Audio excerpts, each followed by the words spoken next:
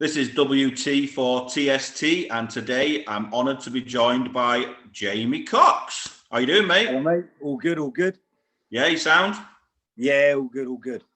Right, mate. First bit we do normally when you come on TST for the first time, we like to take viewers back to right to the beginning, just to talk about your upbringing, childhood, stuff like that. So, what was it like, mate, in Swindon? Yeah, not too bad. My dad is Irish and my mother's from Wales, and I grew up in Swindon. Yeah, it's a big town.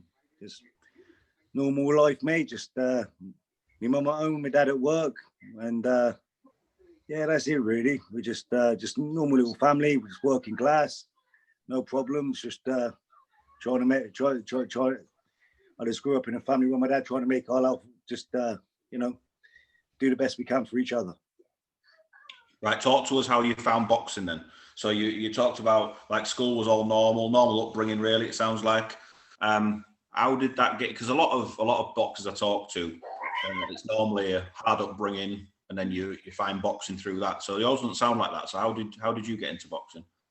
Yeah, well, my dad, you know what I mean? My dad's whatever you want to do, you know what I mean? Do whatever you want to do, son. And my dad was into football and golf, so I tried both of them, and I was shit at both of them. So from an early age, so I knew that. And then I always remember my dad always watched the sports.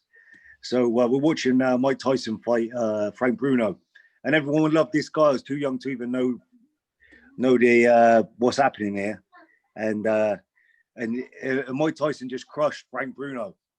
So. It was like, I don't know, it touched my heart. So I wanted to start this boxing. And as my mum, I was young. I was always scrapping as a kid, but I must not know how to scrap. You know what I mean? When I was that age, I didn't know what I was doing. So she didn't let me go to boxing gym. And then I come home and I had a few fights at school and stuff. And then that was it. I just someone through my family member who's married. He owned a boxing gym, and we were a family barbecue. And I got in touch, and then I started boxing. At the age 8 or 9. Awesome. And that was that. So, and that's that. So I'm going to fast forward a bit, if you don't mind, mate. So we're not looking through all your stuff. I'm going to fast forward to 2006. Yeah. Yeah. A lot of stuff's happened in that time, so you can fill in the blanks if you like. But the reason why I want to talk about 2006 is. You win a gold medal for England. Yeah. What was that experience like? To be honest, I can't even remember yesterday, to be fair. So I couldn't even tell you what that felt like. I lived for you know what I mean? I vaguely remember it. It was just another, I don't really hold on to the emotion of that.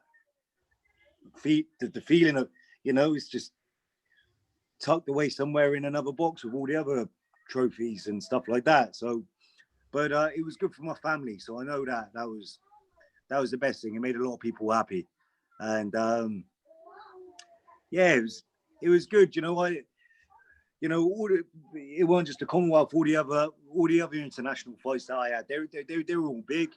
I had a good team. I learned a lot from like James DeGale, Tony Bellew. Tony Bellew was there. David Price. Frankie Gavin, Don Broaders, Neil Perkins. It was a very good team. So I was very privileged to be part of that. And I think that really helped to my success. Yeah, some big names there, mate. But you did have a really good amateur career, didn't you? Yeah, I had 98 amateur fights. And I did all right. It was good. It was good. I think I was more suited to, at the time when I was younger, the pro game, because I threw a lot of body shots and I was quite aggressive, and I had quite a lot of knockouts for an amateur. I think I went in the NABCs one year and I knocked out 5. I had 5 fights and I won every single fight by knockout.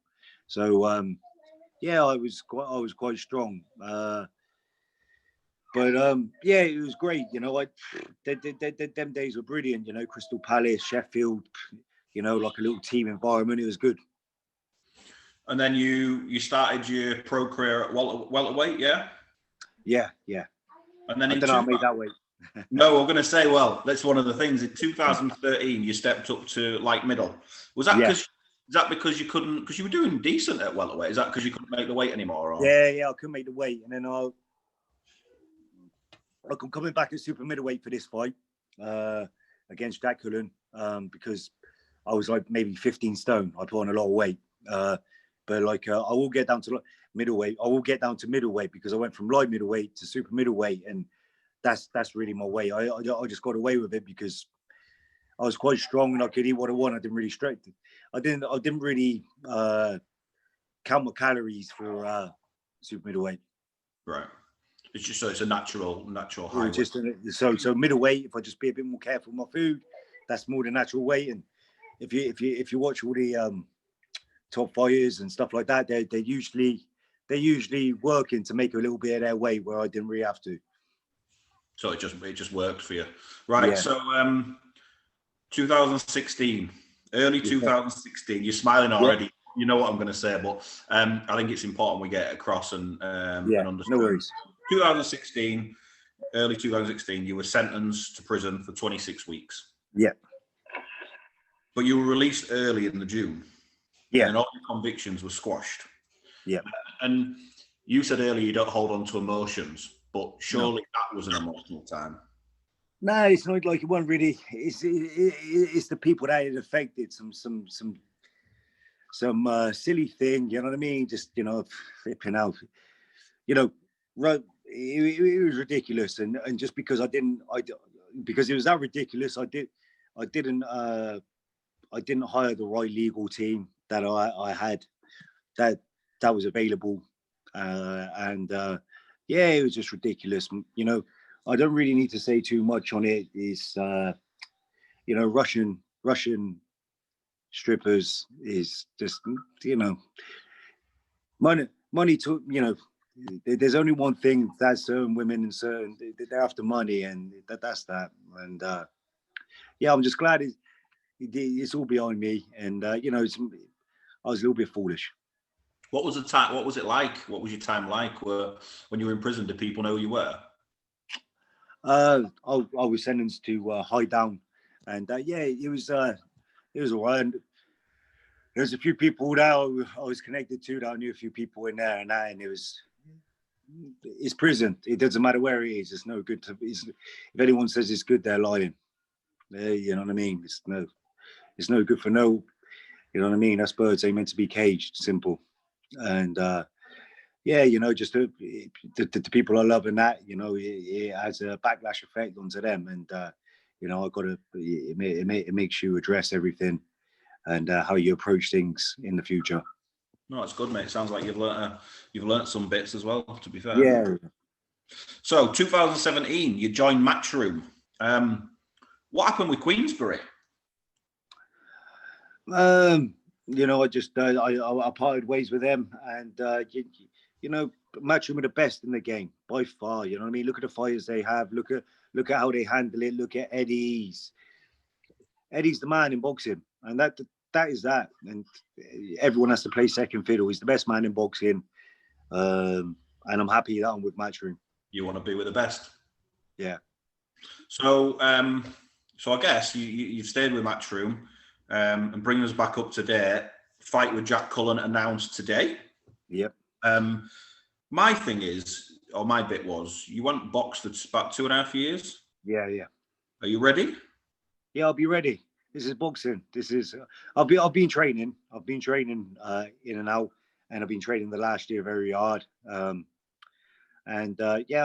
sparring well, doing the things that I should be doing, and working with Tony Borg down in St. Joe's is it added a new dynamic to my boxing. He's got me on my toes a bit more, and moving and in and out, and just a bit more instead of just being the aggressor all the time, using my brain.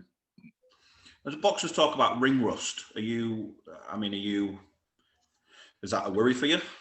I don't really know. Like, I don't really understand that sort of thing. You know what I mean? I don't really know. I just step into a ring, and if it doesn't matter if it's a sparring ring, boxing ring, whatever, it's boxing. We'll see. Time will tell. And what about now? There's no fans. What about that? Will that affect you, or will that have a positive? No, it's boxing. No, no. I just answer. it's boxing. It's in a ring. It doesn't change the fact if the people there or not, you still need to do the job. Did you have any other options, or was it going to be Jack Cullen? No, I don't. I just they offered they said, who do you want, and I just said whoever.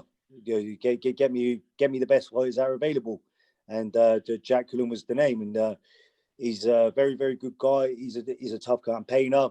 He's had a few fights recently, so he's quite you know, he's recent, and he's a tall fella.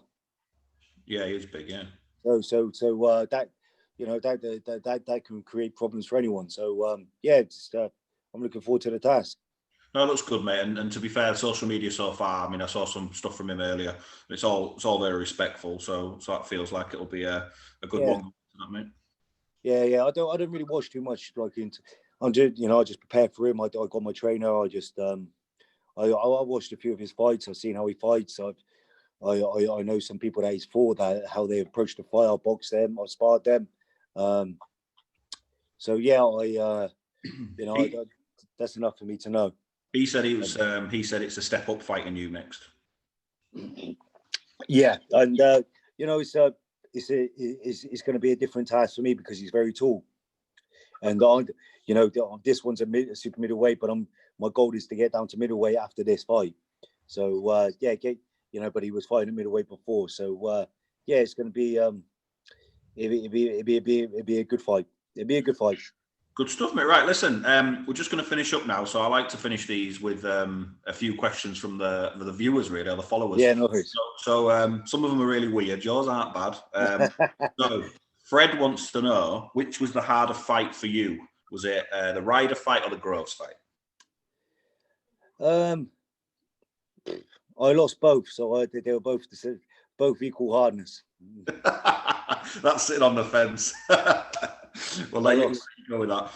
Trevor wants to know, what is your best, or which is your best boxing memory? My best boxing memory. It's a tough. Well, most probably my winning the ABAs. So why? Because I'm trying to get that emotion out of you. Come on.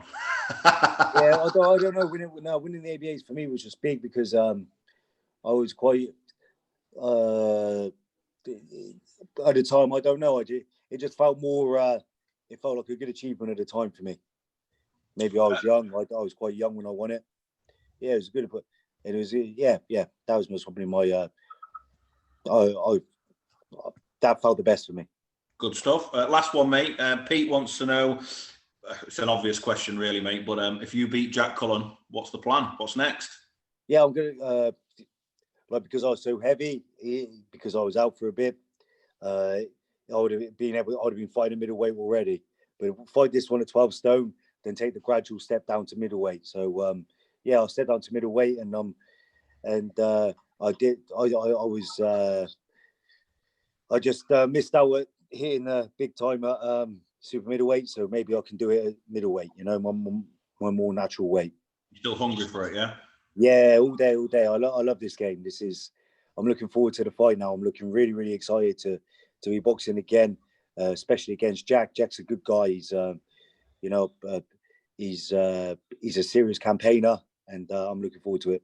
Well, listen, best of luck, mate. That's it from me. Unless you've got anything to say to the viewers. I just want to say thank you for anyone who supported me, and yeah, don't you're being for a surprise. I'm really relishing the fight. Good luck, mate. Nice to talk to you. Thanks a lot. Hey, mate. Thanks very much.